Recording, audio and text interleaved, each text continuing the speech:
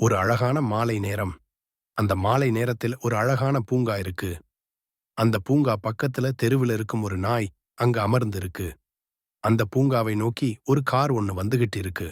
அந்த காரிலிருந்து பெரிய பணக்காரர் ஒருத்தர் இறங்கி வராரு.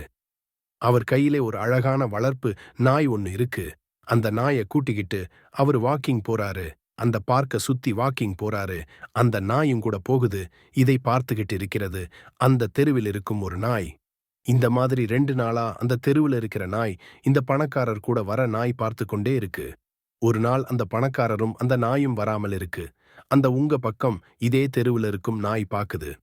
சரி, இனி இந்த பணக்காரர் கூட வரும். இந்த நாய் வராது போல நாம தான் கண்டுபிடிக்கணும் அப்படின்னு நினைச்சு மோப்பம் புடிச்சுக்கிட்டு அந்த நாய தேடி தெருவில் இருக்கும் நாய் போகுது. ஒரு வழியா வீட்டை கண்டுபிடிச்சது. அப்படி கண்டுபிடிச்சு கீழிருந்து மாடிய பார்த்து லோல் லோல் அப்படின்னு குலைக்குது. அந்த மாடி மேலிருந்து அந்த நாயும் பார்க்கிறது.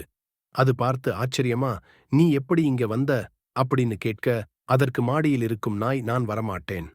"ஏன் வரமாட்ட?" அப்படின்னு தெருவுல இருக்க நாய் கேக்குது. "ஏன்னா இங்க நல்லா சாப்பாடு போடுறாங்க, அதனால நான் வரமாட்டேன்." அப்படின்னு மாடி மேல இருக்க நாய் சொல்லுது. அதுக்கு தெருவுல இருக்க நாய், "நீ ஒரு வீட்டு சாப்பாடு தான் சாப்பிடறேன். வெளிய வா, நிறைய வெரைட்டி வெரைட்டியா சாப்பாடு சாப்பிடலாம். என்ன சொல்ற, வரியா என் கூட?" அப்படின்னு தெருவுல இருக்க நாய் கேக்குது. அதுக்கு மாடியில் இருக்கும் நாய், "இல்ல வரமாட்டேன். எங்க ஓனருடைய பொண்ணு ஒருத்தனை லவ் பண்ணுது.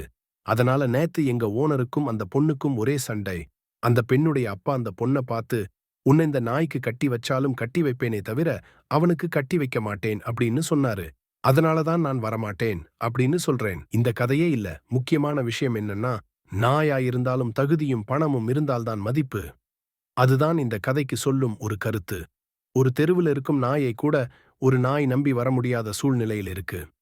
நாம எந்த ஒரு விஷயம் செஞ்சாலும் அத பாராட்டவும், அத பத்தி பேசவும், மத்தவங்க நம்மள பத்தி தெரிஞ்சுக்க நமக்கு ஒரு தகுதியும் பண வசதியும் கண்டிப்பாக வேணும். அத நம்ம பெருக்கிட்டோம்னா மத்தவங்க நம்ம சொல்றதுக்கு எல்லாம் ஆமாம் என்று சொல்லி விடுவாங்க. உங்களுக்கு இந்த கதை புடிச்சிருக்கும்னு நினைக்கிறேன்.